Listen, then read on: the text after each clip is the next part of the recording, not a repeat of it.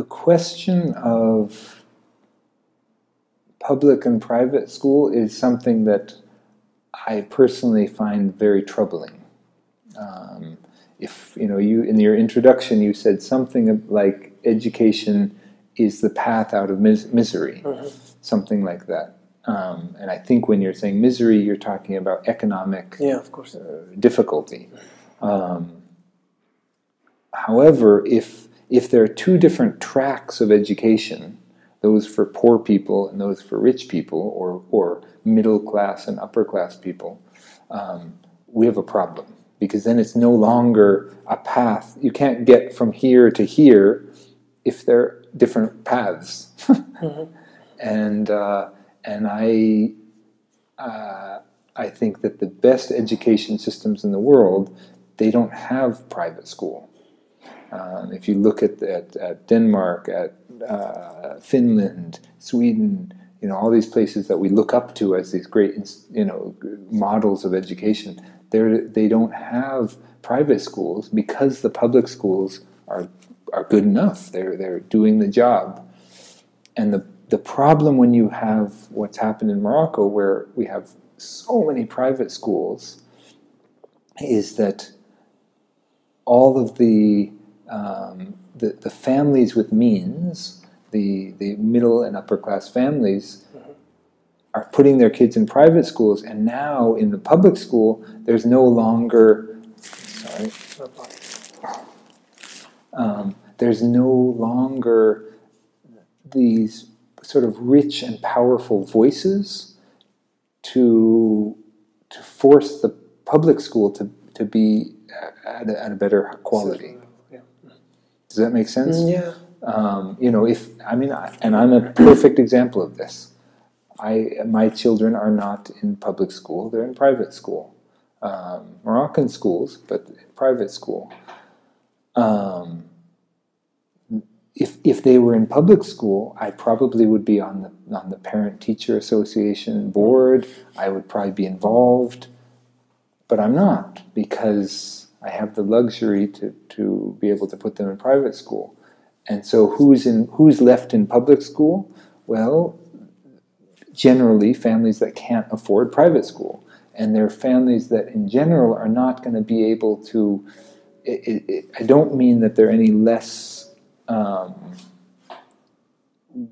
That they're any less in any regard, but they may not have the economic force to make change. If my kids were in public school and we needed to do an activity as a class, let's say the class wanted, I would be willing to, I could give a couple hundred dirhams to help get materials for the class. Okay, I would be happy to do that. Whereas many other families couldn't do that. So anyway, I hope that's clear what I'm trying to say. And frankly, I admire many of the public school teachers because they deal with difficult conditions. They may not have very supportive administrations. They have large classes, multi-level classes, and they still manage to touch people's hearts and motivate students and teach students. So I do think on the administrative level, I would love to give some advice to some schools. Go ahead. Well, I mean, this is, as an American in Morocco, I'm always cognizant of my own privilege and my own that I'm a guest. Ultimately, I've been here 20 years, and I think I'm deeply engaged in the Moroccan culture. I'm not part of an expat kind of scene or something like that. I speak Darija, and I love Moroccans. I've learned so much from them, and so it's hard. It's hard to know how much I can be critical. Sure. But I guess what I would love to say is that administrators it's a hard job, and you need to work hard. It's not. It's if you're not ready to work overtime, then you're probably not going to be a very good administrator.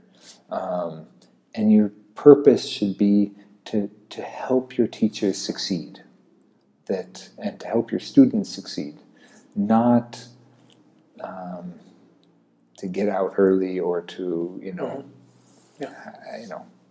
not to do a lot of things, but really, that you're a servant. That you're. I mean, I love the way in Derija how we use the word khidma, right? In Fusha, it's more like amal, but khidma it means service. Service, yeah. And I don't think that people reflect on that, but I think it's a beautiful sentiment that you're in service when you're at work.